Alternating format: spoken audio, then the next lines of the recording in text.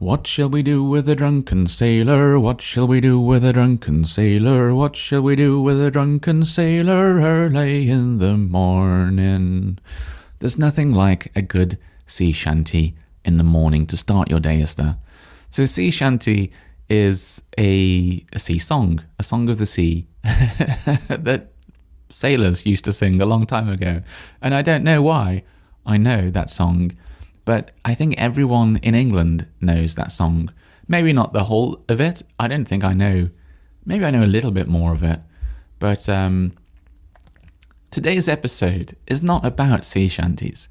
It's about weird cultural things in English. So I'm guessing that most of you, maybe all of you, have never even heard that song before.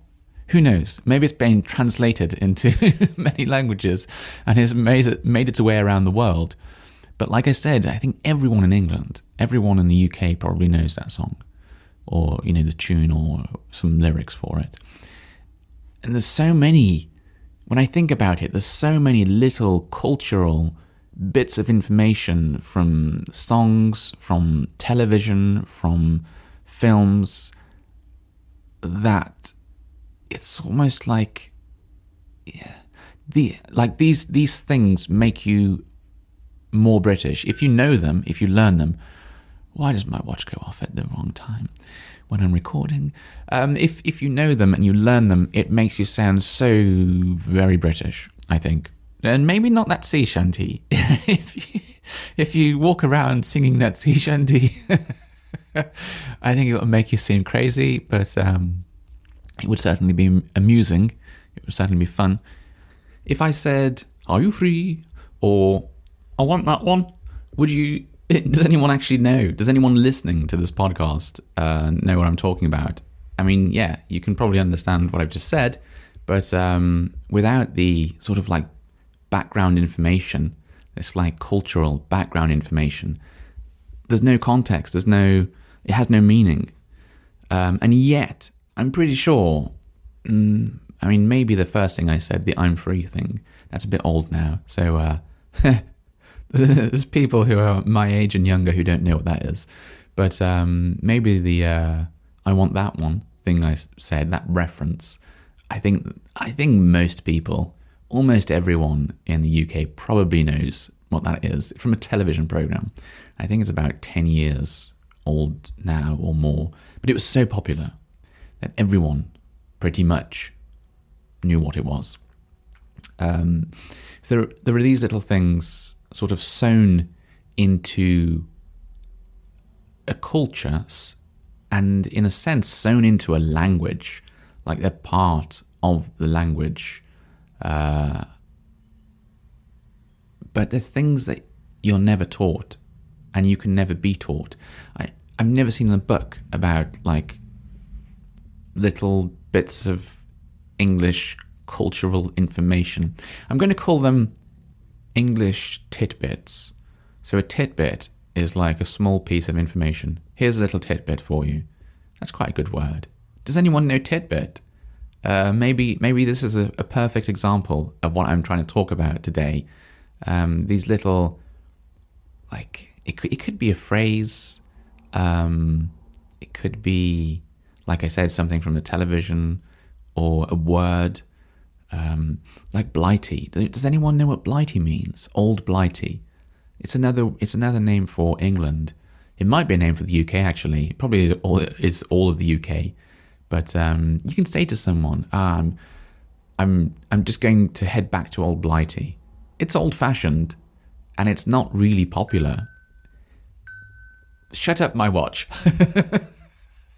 I keep forgetting to put it on mute, sorry. Normally I have everything on mute, but for some reason I unmuted my watch stupidly, and it's very close to my mic, so I'm sure you can hear it. What was I saying? Yeah, there's these little sort of bits, these little tidbits that everyone knows, and Old Blighty, even though it's not common or used often, I'm pretty sure everyone knows what it means. And there are so many of them. Oh my. There really are. I know a long time ago I talked about a television program called The Royal Family, and I was watching that with someone who was not a native speaker of English. Their English was amazing. It was. But they weren't a native speaker of English, and they had so many questions about it. Like, what does this mean? Like, they could understand the English, the sentence, everything in the sentence, all the words, the meaning. But there's no context around it because there's a lack of cultural knowledge. That's what it is, cultural knowledge. That's a hard thing to learn. But I think when you're learning a language, that is essential. You really have to learn. You really have to get that cultural knowledge. Well, I suppose you don't. I mean, let me think about it. You can have a perfectly fine conversation. If you're fluent in English, yeah, of course, you can have a perfectly good conversation with someone from England. But there's like this other level. I don't know how to describe it. It's like there's this next level where it's like, okay, not only are you fluent in English, but you also understand our culture. But you also understand our way of thinking or our humour. And that's when you've become British pretty much at that point. Maybe there are some people who think like you're only British if you're born in Britain. I don't think that. I think it's more about how you behave, what you think, how much of our culture you understand. I mean, like I can talk to an American, and yes, we understand each other perfectly. But if we don't know enough about each other's culture, there's some kind of like disconnect.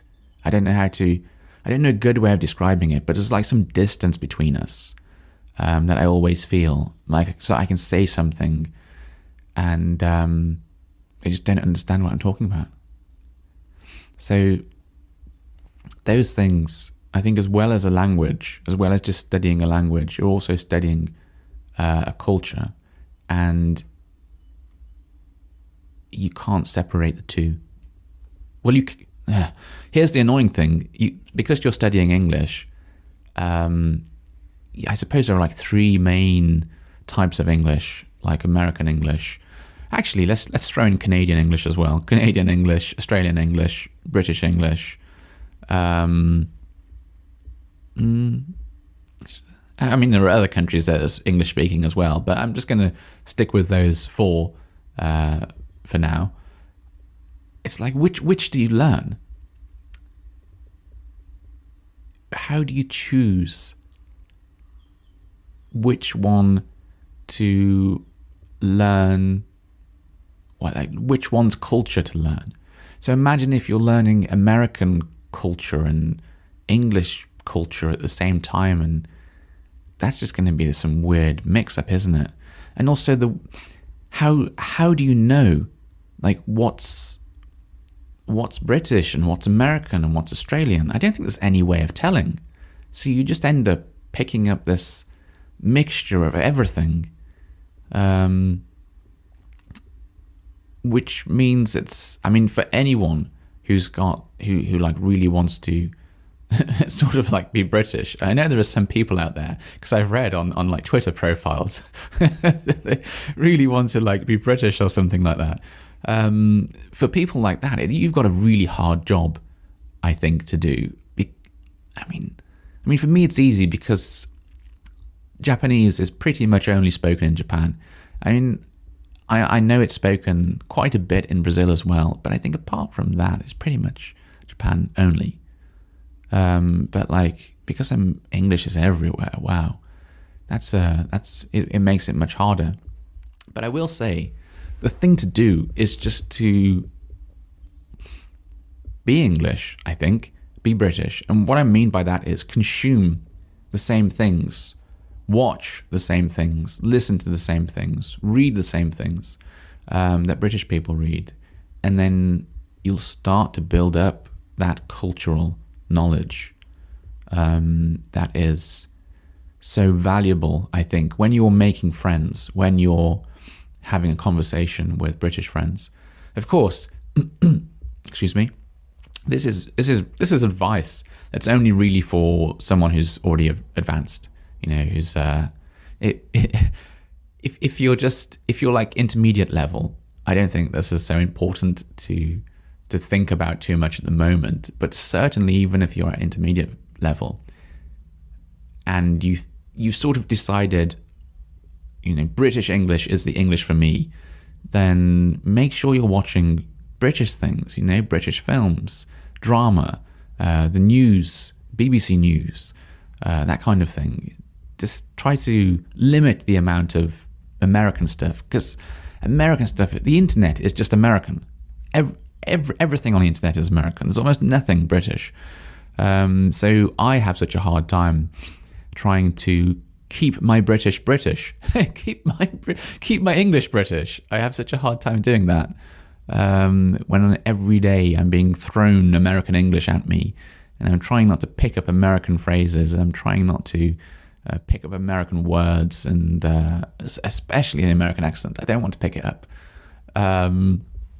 So it's very difficult.